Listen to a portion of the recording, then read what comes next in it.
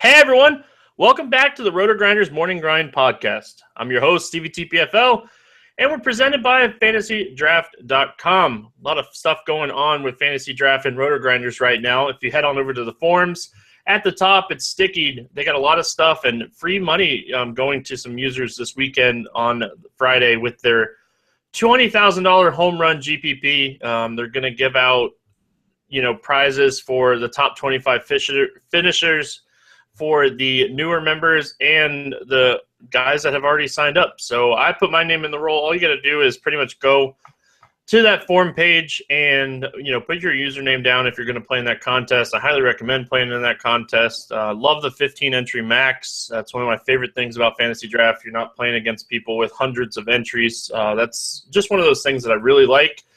Use Grinders, promo code Grinders, and you guys can have incentives for a year for free. It's $180 value, so make sure you guys are checking that out. Also, yesterday I talked about it on the podcast for a minute. We're going to run a free roll on Friday. I got the details, so when you're listening to the podcast, after you get done listening to the podcast, go to the podcast page on Roto Grinders, click where it says Read More, under this podcast, Daily Fantasy Fix 5/5/2016, and the link will be right there. So it is private, so that way only the people that are listening to this podcast will be playing. I'm going to make it where me and Hoop play tomorrow in that podcast or in that free roll, and we will use the guys that we recommend for our home run derby. So let's talk some baseball. EMAC, how are you doing, my friend? I'm back. This is like third week in a row, I think. Well, you can't leave your fans hanging here. We'll see. I'm still a little sore. Had a big birthday weekend. Was out in Nashville last week. Did the rock and roll half marathon, the Music City half marathon out there. Got to see Roto Grinders headquarters. It was a good time. And was going to go meet up with some of the guys, but I was just too old and they were out too late. Yeah, it's the headquarters is pretty awesome. I was there when me and you went to Bristol, so it's one of those things where it's really cool. But a nice little 11-game slate. We got two early games: Philadelphia at St. Louis, Detroit at Cleveland. We're gonna kind of skim over those games real quick, just in case people that are listening to the podcast might be playing the early slate or they're playing the all-day slate. So we'll skim over these games real quick. We have Philly at Seattle, Jaime Garcia against Jerad Eickhoff. What's your thoughts on these two pitchers? Philly at St. Louis, not Seattle. See, you're thinking of Seattle because you're thinking of me. Okay, that works. Garcia is just a fantastic pitcher when healthy. He has been on the DL, knock on wood for him, not this year, but I think each of the last 3 or 4 years. Now, since the beginning of 2014, he's held lefties to a 292 WOBA with a 23.4% strikeout and just a 22.6% hard contact. So that's pretty solid. Against righties, he's even been better, Stevie, which when you get a lefty pitcher going against righties and he's better, that's just that's gravy. He's got a 258 WOBA, a little more hard hit rate. It's all the way up to the 32%, but that rate is still lower than 2/3 of the pitchers on Thursday's slate. So for your in the morning games, I think we want to build around him. Yeah, Jaime Garcia in a matchup here. Philadelphia, 251 WOBA, which is second lowest, 49 WRC plus, which is second lowest, 29.5% strikeout rate against lefties, which is the highest of any Major League Baseball team this year. I like the call. I love Jaime Garcia in this matchup, and I actually like Jerad Eickhoff in tournaments as well. If you're playing this all-day slate, you're going to have bats in the late games, and two of the best pitchers on the slate, in my opinion, are in this early game. And Jerad Eickhoff is a guy that I just have a lot of faith in this Phillies young pitching staff. Eickhoff's a guy that he's been pitching really well this season. So I like Eickhoff in tournaments because I feel like everybody's going to see what St. Louis does against righties, which they're probably the best team in the league against righties this season. And I feel like people will write off Eickhoff, which makes him a good tournament play. I can support that. The Redbirds do scare me with their bats, but hey, you got to take chances every now and then. And up until beginning of this week, they were averaging almost 6 runs per game. That's gonna dial back at some point. So maybe we'll catch them there. What about the other game? a 6:00 game. I don't know how many slates this one's going to be in outside of the all-day slate, Stevie. Detroit and Cleveland. Yeah, I feel like we're going to see this a lot with Cleveland this year. They said it on the broadcast the other night where, it was just they want families to be out there, and that's why they're playing these games a little earlier so kids can come watch the ball games and then, go to school the next morning. It's interesting in that aspect, but is an hour really a difference if you're going to go to a ball game? I don't think so, but it is what it is. Trevor Bauer, Michael Fulmer. Fulmer off to a pretty solid start in his first start last game against Minnesota, but again, that was against Minnesota. Yeah, Minnesota's been struggling a bit. Fulmer's new. I don't know that there's much of a book on him. I don't know that I'm really fired up to play him today, though. No, I think there's too many options. He's not a guy at 6,400. If he was 5,500 and he was still close to minimum salary for what we see for pitchers, then I think he'd be an option, but I don't think he's an option here, even on a two-pitcher site like Fantasy Draft. All right. That leaves us with Trevor Bauer. And every time I hear that, I think of the toot, toot, toot, Jack Bauer, but he does not kill the batters like Jack Bauer killed the bad guys. 24, one of my favorite shows of all time. What's your thoughts on him here? I'm just gonna have to vote no. Detroit, while they've scuffled a little bit, they're still Detroit. They've got a ton of good hitters in their lineup, and they can just make mincemeat of somebody. Bauer challenge hitters. He stays around the zone a lot. He gets a little fancy trying to go for all the strikeouts. And since he was coming out of the bullpen previously, I don't know that he's going to make it much past 5 innings, even if he gets into the 5th inning. Yeah, Bauer guy, 31% hard contact rate dating back to last year, 39% fly ball rate with a 10.8% home run to fly ball ratio. So I feel like if you're wanting a tournament team to kind of look at here, I would look at the Detroit righties. Let's talk some late games. Let's talk some late slate. We got New York at Baltimore, Tanaka against Gausman. What's your thoughts on these guys? So Tanaka is an interesting pitcher always. He is a good pitcher, although he does have issues with home runs. Now, more often than not, he doesn't have anybody on base when he allows them, so they don't kill him. But if things go awry, you can be looking at a poor stat line. I'm actually interested in Gausman a little bit. He's in that second tier of pricing, depending on what site you are playing tomorrow. Which I guess would be today, depending on when you're listening to this. You guys know we record these things the night before.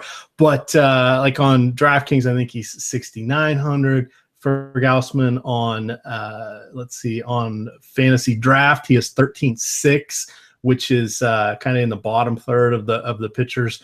I like him. So here's kind of the reasons I'm looking at him. This season, the Yankees have the 24th worst weighted runs created plus against right-handed pitching with 84%. So for those of you at home, runs created plus is an advanced metric that neutralizes ballpark factors and creates a league-wide baseline of 100. So that means the Yankees this year are scoring 16% less against righties than the average team. Now, if we look at those same hitters and we reach back one full year and 2 full years, they're at 100, dead even 100 WRC plus. So I think what we're seeing is the Yankees are getting older, Stevie, and they're just not quite doing it. Additionally, Gausman's gone against them a couple times. In 84 at-bats, he's allowed just 8 extra base hits, and he has a 250, 284, 440 slash line, which is pretty solid because we like to see like something we would target in a good way for hitters would be like a 300, 400, 500. So for pitchers, we want, sub 300, sub 400, and hopefully the last number is sub 500, if not sub 400. So he hits all those categories. Orioles are a slight favorite.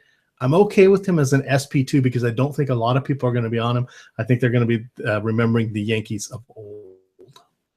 Yeah, Yankees have, like you said, they've been a team that struggled, mightily this season, and I don't hate picking on them. And everything you said makes sense, so I can get behind it in a tournament. He struggles from time to time, and he's a guy that I feel like can get blown up. He gives up a pretty high home run per 9 to right-handed bats, which he shouldn't see too many right-handed bats in this lineup, if any, honestly. But, I can get behind it. Especially on a two-pitcher site, I feel like we have one ace on the board that we'll talk about, which we all know I'm dying to talk about. But yeah, we're gonna keep you waiting for that one. I think it's the second to last game. Yeah, I know. But if we're looking, you're gonna have to take a shot on a pitcher, unless you take Tanaka, which at Baltimore, I don't know if that's the smartest thing. What's your thoughts on Tanaka here? I'm not seeing it. The Baltimore bats scare me. They have a lot more power. We haven't seen it in full display yet this season, but we've seen flashes of it. Everybody's getting better. They got a lot of young talent. They're getting a little more experience. I mean, someone like Manny Machado's getting better every day. Nolan Reimold's healthy. Some of their other platoon players are healthy, which is key. So I think they can put out a decent lineup. I don't want to mess around with it myself. I'm pretty much going to lock in our super secret pitcher, but SP2 is up for grabs today. And yeah, I agree. If I saw him on a team coming against me, I wouldn't be terrified, but I wouldn't think it's a slam dunk that, I got this guy. He's gonna screw up. He shouldn't have picked Tanaka. So it's gonna be one of those, where's your appetite for risk? Yeah, I don't like him here. Baltimore, a team that they're fourth highest in team WOBA against righties this season. Their ISO, like you mentioned, is just through the roof against righties. Yeah, the strikeout rate is solid at 21%. So you can say that, the strikeout rates for Tanaka are he has some upside with strikeouts, but I feel like that's just about it. Any batters that you like here in this game? Yes. Manny Machado does a little bit better against same-handed pitching, so I think he's an intriguing option. These are all going to be more tournament plays because I do want to give the respect to Tanaka appropriately, but Chris Davis, I think, will find his way onto a few of my teams, and then there's a very decent chance that I end up with Andrew Jones on a team. If you look at his numbers, they're horrible this year, but I'm liking him. It's a gut feeling only, but I like him tomorrow against Tanaka. Yeah, you can't hate his price tag. It's pretty cheap across the industry. Really cheap on FanDuel. Pulling it up, it's $7,200. I think I would take a shot on Trumbo instead of Adam Jones on Fantasy Draft for the same price. I feel like Trumbo has more upside, but don't hate that call. I agree with you. Tournament plays only here. Texas at Toronto. Two lefties facing off at Rogers Center in this game. J.A. Happ against Derek Holland. I don't like either one of these guys, and Toronto's bats just have to wake up eventually, right? Oh goodness, I would certainly like to think so, and I'm sure that our friends north of the border are hoping the same thing. This is a game where we're going to want to pick on the pitchers on this. I think we can look to Donaldson, Bautista. Although Bautista doesn't get as many proportionally home runs against lefties as he does righties, he still has phenomenal numbers in every other category, which is just fine by me. Edwin Encarnacion, I think, is in play. Michael Saunders, actually. Small sample size alert, but in his last 90 at-bats against lefties, he has a 360 WOBA and a pretty solid OPS of 820. I would not shy away from him. I'm doing a little mini stack of the Blue Jays. Yeah, I don't mind it. I would prefer him over Tulowitzki. I'm pretty much... That's the one name I left off. I think Tulo's broken. Yeah, I'm done with Tulo. There's just so many more upside at shortstops. And if I'm not going to play an upside at shortstop, I'm going to take a punt. So I agree. I love Donaldson again. Anytime Donaldson faces a lefty, I'm going to play him. So I like this matchup here with Holland. Holland, a guy that, dating back to last year, he's had 72 innings against righties. He's given up a really high home run to fly ball ratio, really, really nice, 36.7% hard contact. So Colby Lewis got the best of the Blue Jays, I would say, in retrospect. They still scored 4 runs, but that's not what we're looking for when we, stack the Blue Jays. I feel like the Blue Jays are going to get the best of Holland here, and hopefully people are turned off of the Blue Jays after that game. Is there anybody that you like here for Texas? I feel like J. Happ is a guy that is an interesting play because when we're looking at the Rangers, they're really middle of the road against lefties, and, they don't have a high hard contact rate. They strike out at almost 22% of the time against lefties. So I feel like J. Happ's an interesting option. I just don't know if I could do it at Rogers Center. I like Adrian Beltre going against him. For his career, Beltre has a .516 slugging, a .215 ISO, and a 376 WOBA against left-handed pitchers. Yeah, Beltre is a guy that, he's another guy that we talk about is eventually going to break out of this funk that he's in, and I don't hate that call. It'd be interesting to see what kind of lineup they roll out. Elvis Andrus is a guy that he's off to a pretty hot start. He's only 2,900 on FanDuel, and I think he's an interesting play here, especially on FanDuel. I don't even hate him at his price tag over on Fantasy Draft as well, but I feel like he'll be overlooked. He's only 6,300 over there, so I feel like he's a solid play over there as well. All right, one last one. I'm curious your thoughts on this. Super Punt, Fantasy Draft, 5,100, Ryan Rua. Yeah, I play him from time to time. It just depends on where he's at in the lineup. If he's batting ninth, then I'll probably do a wraparound stack with him. If he's batting 8th or 7th, I'll probably just avoid him. All right. For those of you scoring at home, 352 WOBA, which is pretty good. About right where we start our cutoff of targeting players, because that means the cream is rising up. But that 5,100 price point, we hope for 2 at-bats. I don't mind. We'll see. As you said, we got to see what happens with lineup placement. But he does qualify as an infielder and an outfielder on Fantasy Draft. And while they are pretty loose with their positioning, sometimes it helps if you're trying to do stacks, if you get someone that qualifies at both areas, or double stacks using your utility spots. Every day I mention 3 guys that I feel like are guys that you're going to want to look at in cash games on Fantasy Draft that I feel like are underpriced for the type of production. One of those guys comes out of this game, and it's Edwin Encarnacion. 6,900. EE is just too cheap here against the lefty. 6,900. Lock him into your cash lineup over at Fantasy Draft. He's my first of the 3 guys. What's your thoughts on him at that price? He keeps dropping. It's incredibly hard to avoid him. And I think I'm just going to keep playing him, sort of picking my spots. But we know he has 2 home run upside, and he's going to do it at some point here. He's just been too good over the last few years to have it disappear like this. Yeah, home run in Wednesday night's game I hope gets him going. I feel like, hopefully that home run in yesterday's game is going to jumpstart maybe some production here for him. Next game we got is another solid game on the slate. We got Arizona at Miami. Adam Conley, who has been shockingly pretty solid to start the season against Robbie Ray. If you guys listened to the podcast the other day, I love the Marlins stack against Corbin, and I'm going back to the well. I love Marlins righties against the lefties, and I don't think Robbie Ray is a guy that's really going to scare me. He's really struggled with right-handed bats. Yeah, it's kind of funny. That last game was 2 lefties squaring off, and here we have southpaws going against each other again. Definitely Stanton. Prado's the guy that's kind of interesting to me. Does not have the power upside, but he is consistent as heck against lefties. He's probably a better cash game option, lacking that pop in his bat, but he has a 394 WOBA. So basically what that is saying is he gets some doubles. And as long as people are on base, Stevie, doubles are just fine with me. Yeah, I love this stack. Like I mentioned, Robbie Ray struggles with righties, 340 WOBA, 37.7% hard contact rate.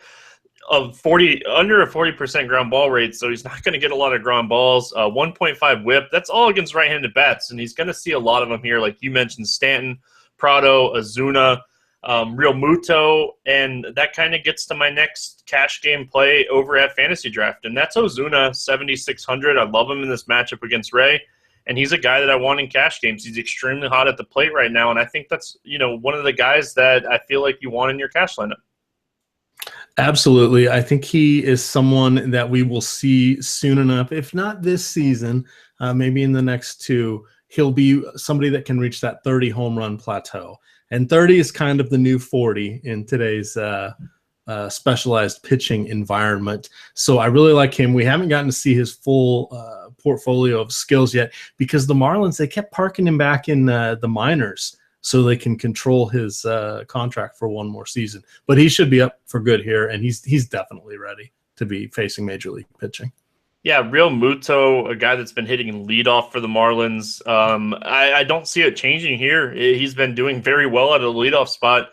I don't think they change it. And a guy that's a catcher eligibility on FanDuel, I feel like he's a guy that you're definitely going to want to lock into your cash lineup on FanDuel. I concur. Yeah, we don't see many catchers hit leadoff, and a catcher that can steal bases that bats leadoff that's only 3K on FanDuel.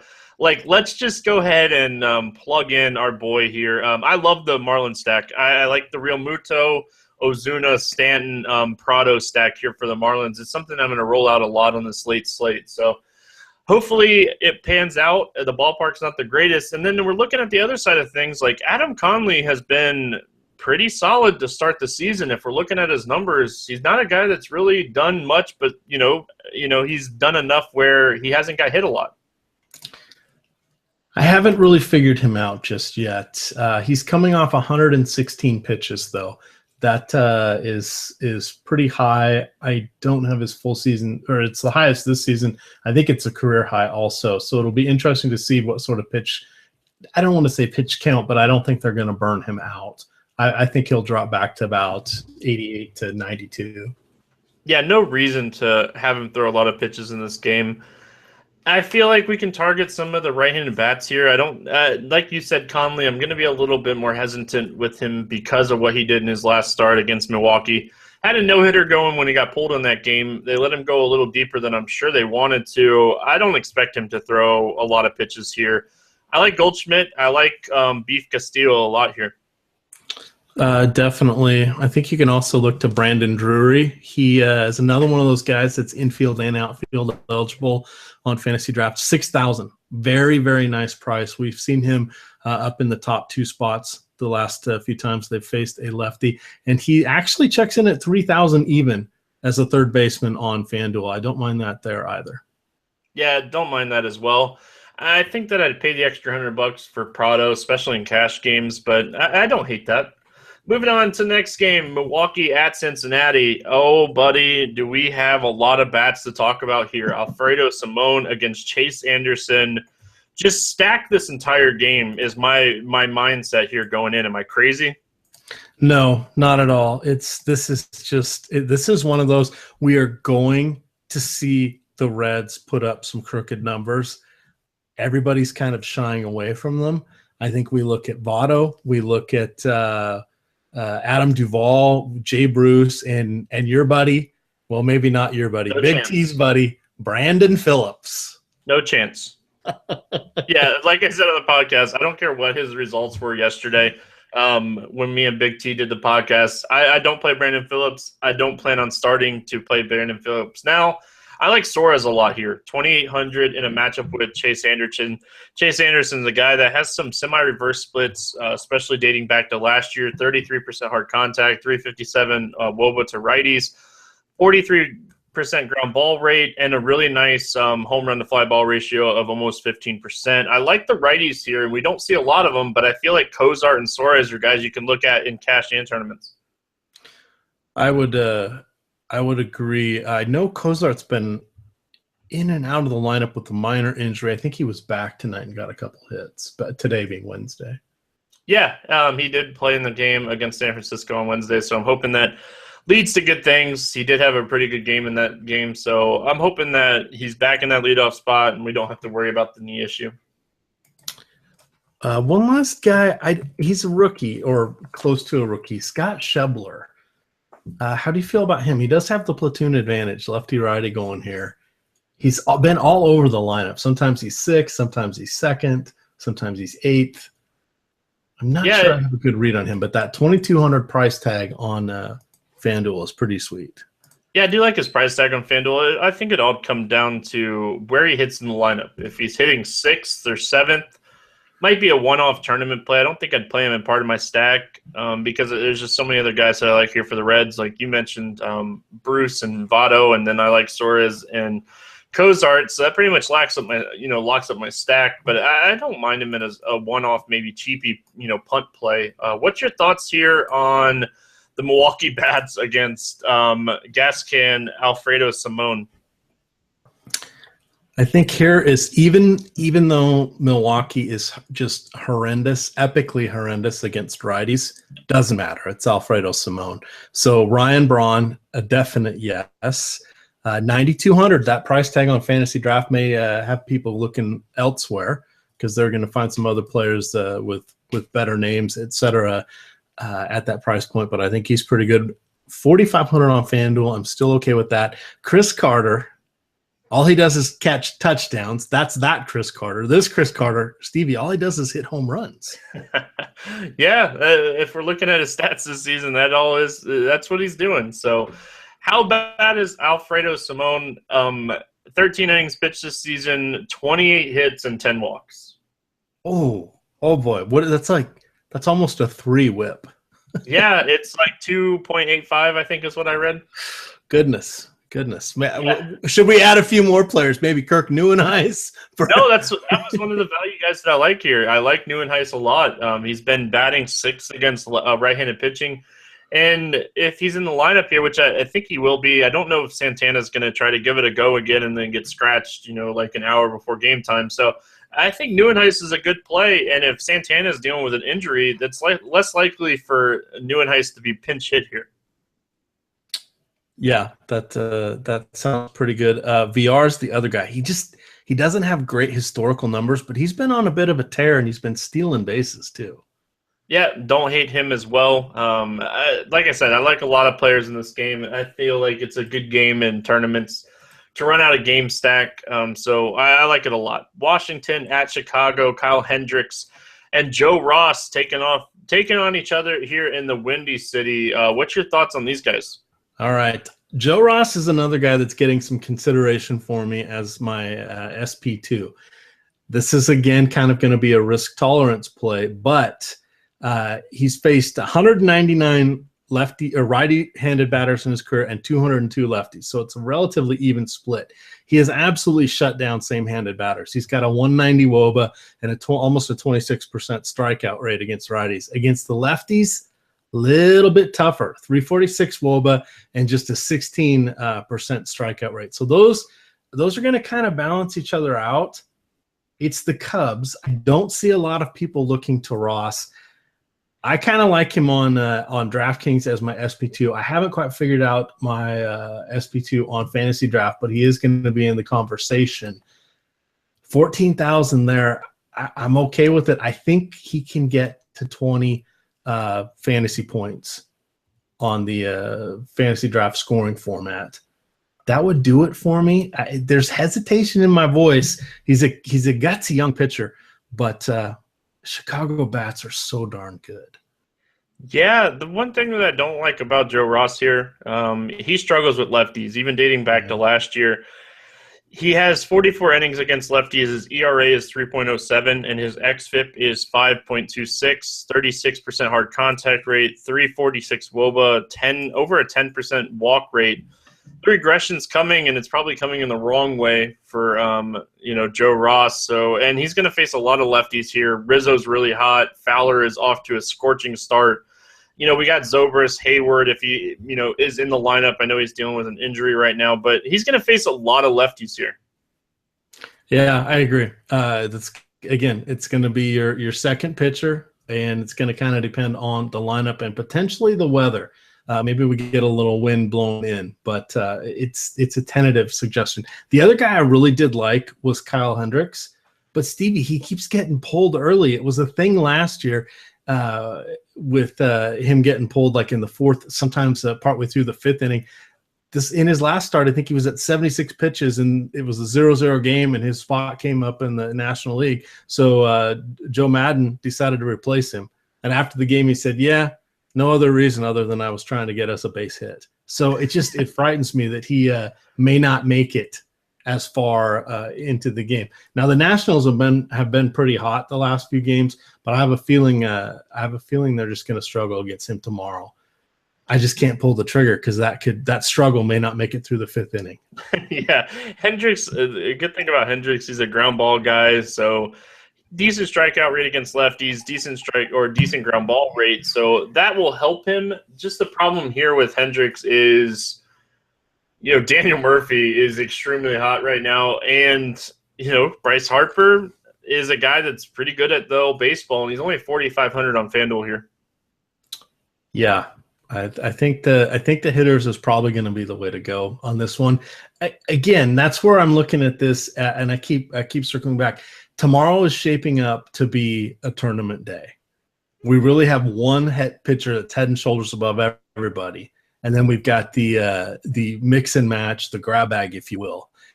And I think some of the pitchers we're going to recommend, we're going to turn right around and recommend hitters against them.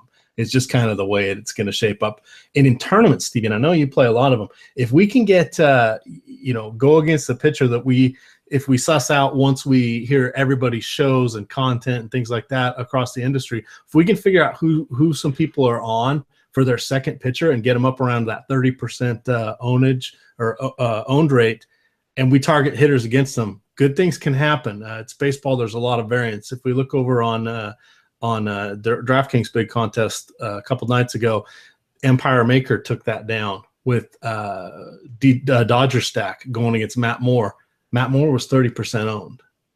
So everybody was afraid to take the bat. So I have a feeling we might be able to reverse that and look at one of these pitchers and jump up on the people that are doing mini stacks against them. Yeah, I don't disagree with any of that stuff. It's definitely one of those days where the second pitcher is going to be, just a decision that you're probably going to make right before lock. So for me, I'm still kind of debating who I want for my second pitcher.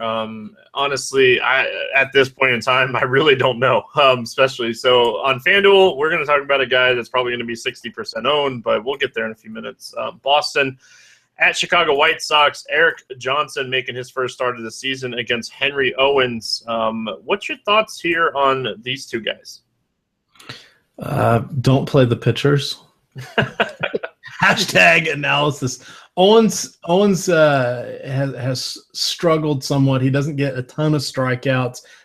Doesn't have truly a great out pitch, and can get roughed up against righties and lefties. Eric Johnson, on the other hand, he's I don't think he's played yet this season, but he's coming up from the minors. My buddy John Diggity Danks has been outright released from the White Sox, so he's slotting into his spot. Johnson, I think, worked out of the pen a little bit last year, if I'm remembering correctly, or it was a late season call-up. So he's bounced around a little bit, but I don't really like either of these guys, so I think this is where we're going to focus on some hitters. Yeah, so let's talk about the visiting Boston Red Sox here first. You mentioned a lot of things about Eric Johnson. The one thing that I want to mention about Eric Johnson is he gives up a ton of hard contact rate. Last year, 37. He pitched, I think, 35 innings as a starter last year. 37.9% hard contact rate, 52.5% fly ball, and a 15.1% home run to fly ball ratio. I like Mookie Betts a lot in this game, probably a lot more than I should, but Mookie is actually one of my top overall plays on the slate. All right. Well, Big Papi is sad that you're not mentioning him as a top overall play. I would have thought he'd be your favorite guy, Stevie, you being a Boston fan and all. No, I love Papi. There's no doubt about it. I just like the price for EE a little bit more than the price for David Ortiz here. So David Ortiz, definitely a fine tournament option, and if you play him in cash, I'm not going to hate it. Travis Shaw is a guy that I've been playing a ton this season. What's your thoughts on him here, on FanDuel at 3,200? I like him a lot. I think he's actually sneaky against lefties as well. He is a left-handed hitter himself. He's slotted in just well. He came over from the Yankees. Is that correct? Actually, I don't know. I can't remember now. In any event, he's been a nice little find. He's one of the guys I was looking at earlier this year. Another person we'll mention a lot throughout the season is Michael Conforto. These are young hitters that are coming up. The algorithms don't quite know how to price them. They don't have the extensive history, so you're going to see in a lot of cases suppressed prices. If we look at Shaw, he's only 6,600 on Fantasy Draft, 3,200 on FanDuel, so proportionally he's a little more on FanDuel. But those are both absolutely fair prices tomorrow. So to that point, Shaw is actually my third Fantasy Draft cash game play. 6,600 in a matchup against Eric Johnson.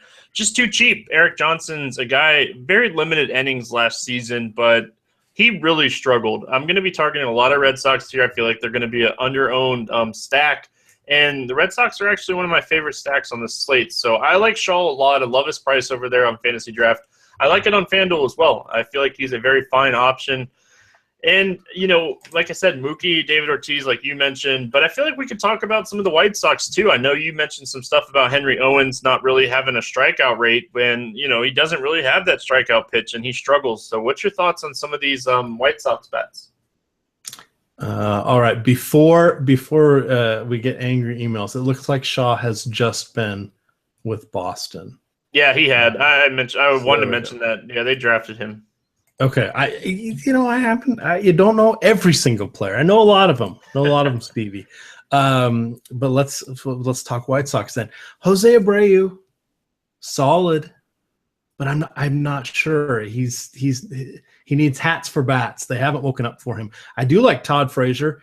He's someone that has not been done as well as he did through his torrid first half of last season. I think if Avisel Garcia makes the lineup, he's a nice guy. And then Brett Lowry. What the heck? Third team is the charm for him? I don't know, but I have to call you out on something, Emac. Oh, no. Jose Abreu is extremely hot. He has multi-hits in 6 of his last 7 games, and a home run on Wednesday night. I've completely crossed him off my list. No, you need to write him back on your list, Emac. He is starting to warm back up at the plate. You are correct. 1, 2, 3, 4, 5. Yeah, 6 of his last 7. Okay. Well, your old pal Emac, by the way, this is my 27th year of fantasy baseball, Steve.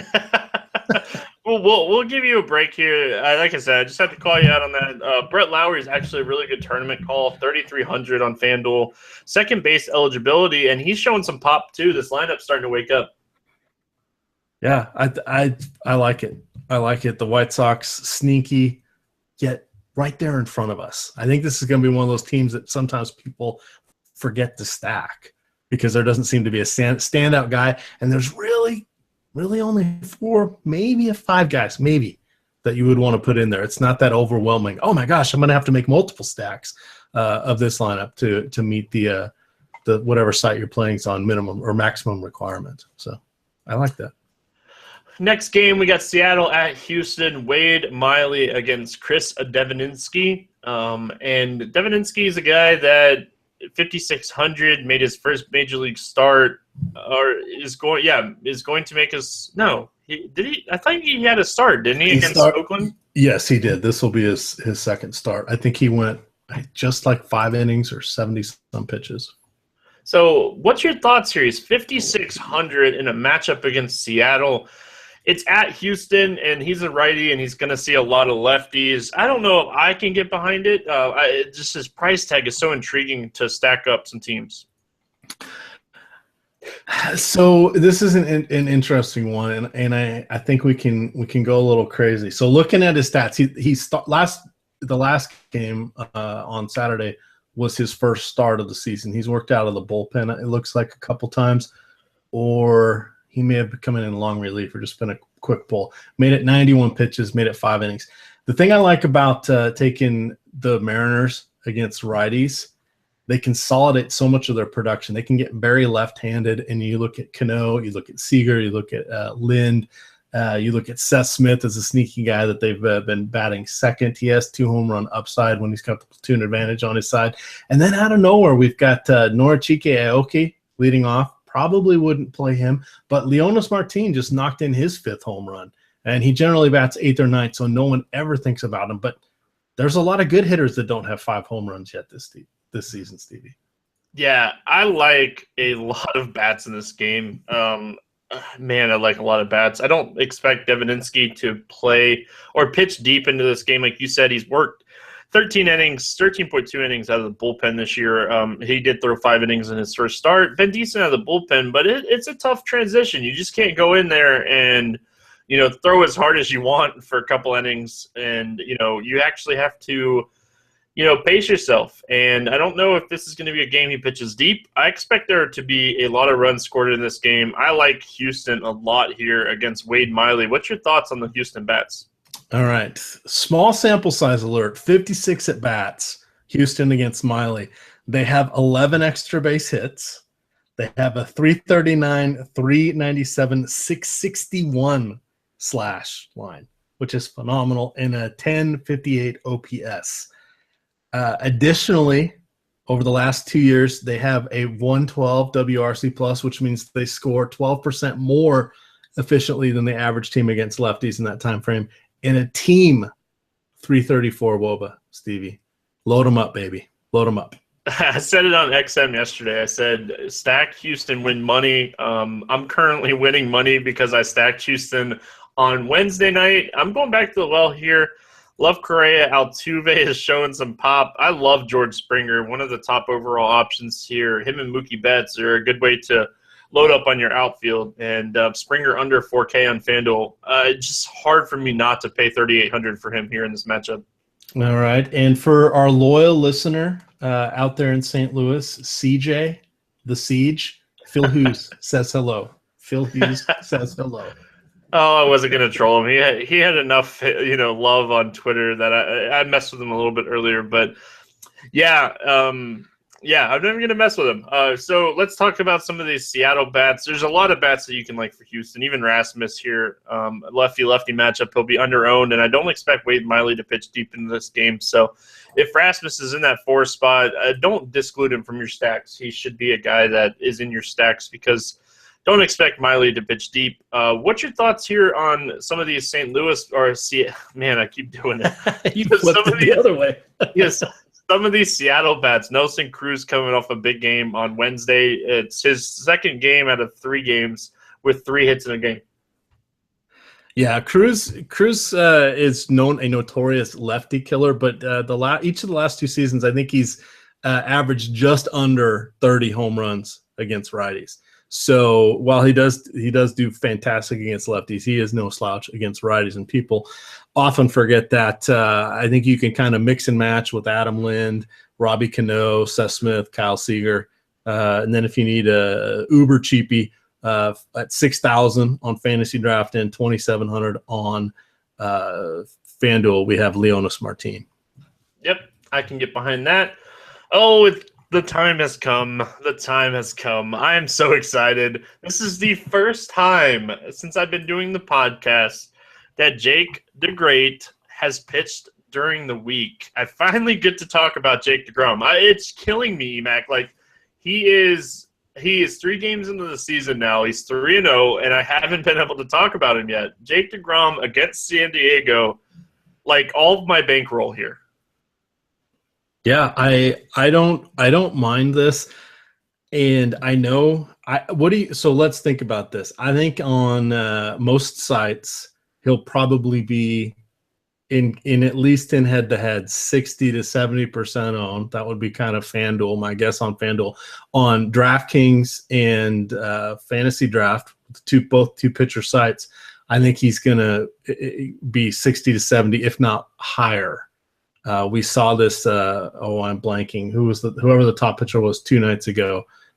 We saw him it's like 70% tonight on DraftKings in the big 50-50. Fernandez is I think he's like almost 80% owned. So people are going to consolidate. I'm fine with that. I want people to prove to me they're not going to take him, and then I want to play those people. Yeah, like, how do you not take him? Yeah, his velocity is down this season. I will say that. But even with his velocity down in 3 starts, his swinging strike rate is still over 12%. Like, his changeup is just so good. And, like, the way that he hides the baseball is just so good that even with his velocity being, career lows right now, it did bounce up a little bit in his last start. He's a new dad now. Like, maybe that, he was just so nervous about that, his wife, and, having the baby, and maybe that was why his velocity is down. I'm not saying that it is that, but he's the new dad.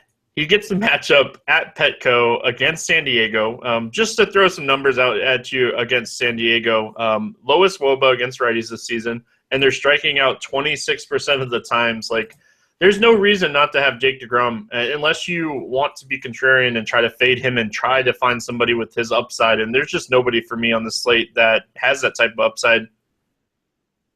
I would completely agree. It's almost like you want to just dare people to not take him. That's kind of how my approach is going to be.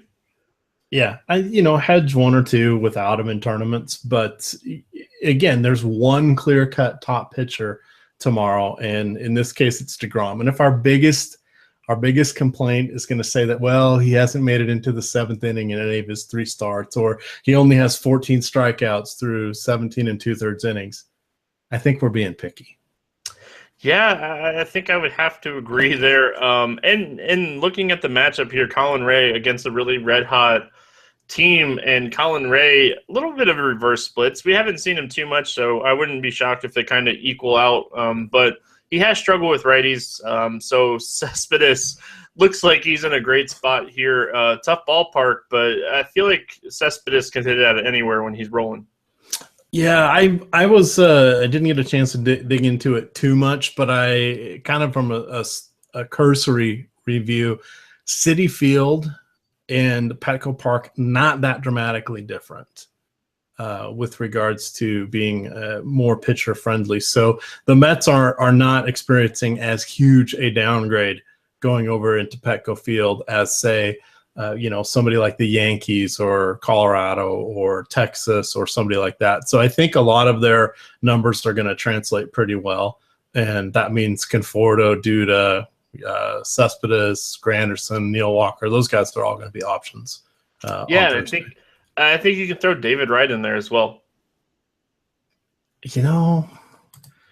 He's another guy I haven't played. I've crossed him off. He's got the Jose Abreu cross off there. Yeah, I can get behind that. We're targeting him more for a multi-hit game. We're not targeting him for home runs. So. He had 2 home runs though a few days ago. So yeah, he did. Oh. All right, so on a slate like this, if I'm playing, a bunch of tournament teams, and let's say I'm playing 10 tournament teams, and I plan on having probably 8 DeGrom teams, maybe 7, maybe 10. But usually on a slate, I will, if I'm that heavy on a pitcher, I will take a shot and stack against him just to kind of hedge myself. I can't do it. Like, I've looked at the lineup so many times, and I just cannot stack San Diego against DeGrom.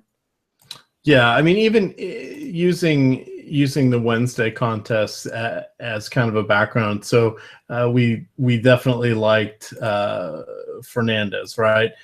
But you could still see taking Goldschmidt and maybe Peralta and a couple other lefties.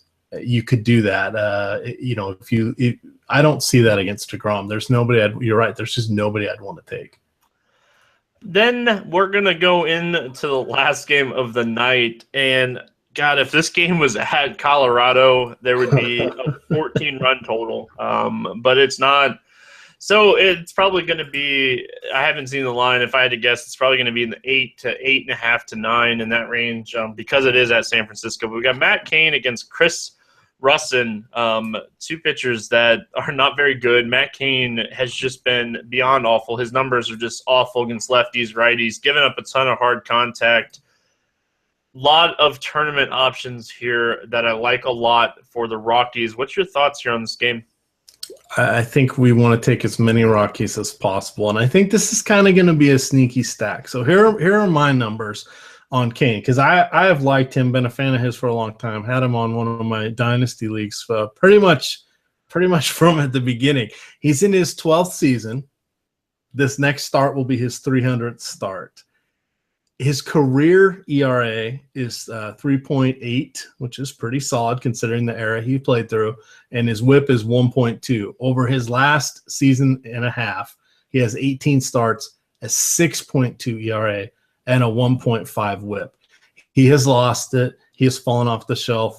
Arenado, Trevor Story, Ben Paulson, Gerardo Parra, Carlos Gonzalez, the Bat Boy, Nick Hundley, take them all. Don't leave out Charlie Blackmon. He's going to be offended. Charlie Blackmon. How could I forget him? He was crossed off my list, Stevie, because he was on the DL, but he's back on the he's back on the available list. Yeah, don't write off our boy Blackmon. He's going to be offended, and then he's not going to hit like he's been hitting over the last week since he's been, back in baseball. Chris Russin, another guy that we can pick on here, and we're going to pick on him a lot Chris Russin's a guy, 115 innings dating back to last year against right-handed bats. He has a 1.53 whip with a 354 WOBA and a 29% hard contact rate. The ground ball rate is really solid at 51%, but it's not a guy that I'm going to pick on here. I like a lot of these bats, and I'll let you lead it off. Who do you like here for the Giants? I think we can kind of look towards literally everyone here. Now, this is for a slightly different reason. Now, Russin has not been fully stretched out. He's been mostly coming out of the bullpen. I don't think he's going to go over 80 pitches, which means that the Rockies' bullpen is going to be in play. Currently, their bullpen, and I didn't have time to filter out all the Colorado stats, but they have the third worst ERA and the second whip. Now, I know those are not the advanced metrics we're looking for, but they have a bottom three bullpen. The majority of their bullpen is righties, though, Stevie. So we've got a lefty starter, righties in the bullpen. The one thing that's really good, the Giants are pretty balanced. They got their guys can hit their lefties can hit lefties and their righties can hit righties. So I think this is a fair and balanced lineup tonight. I don't know that I want to call it anybody specifically, but I'm liking whoever makes the lineup. We got to think that it's going to be Posey. I believe he got the night off on Wednesday. Brandon Belt is pretty solid in lefty-lefties. Brandon Crawford's pretty solid in lefty-lefties. Duffy's in the mix. Panic is hurt, so even if he's back, I'm not going to play him. But those are the guys I'm looking at. Heck, even Denard Span leading off at top of that lineup, I think is a decent option. Yeah, I mentioned it a couple times over the last few days, actually. Me and El Jefe talked about it. Me and Big T talked about it.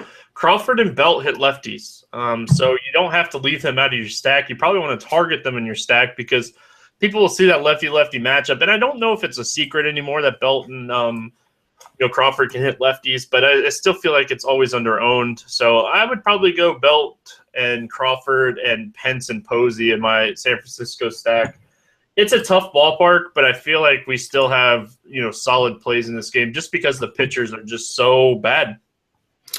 Yeah, and I think that's a good point. I've heard more people in our game theory shows and stuff like that talking about the lefty. And while you're going to hear a lot of it on RotoGrinders, people forget that there are so many ball players to remember. Not every lefty is good against another lefty. So you've just got a handful of them that are pretty good. There's about 8 or 10 of them that we want to put in this mix, like a Rizzo and some of these St. Louis guys and people of that nature, Bryce Harper. So a lot of them also, wait for it, are really, really good ball players. But people aren't going to remember all these little nuances. So even though it's going to sound like it, when you hear all this from multiple RotoGrinder sources, the average player is not going to remember which lefty is the lefty. Now, by next year, they'll probably know because they've heard it so many times.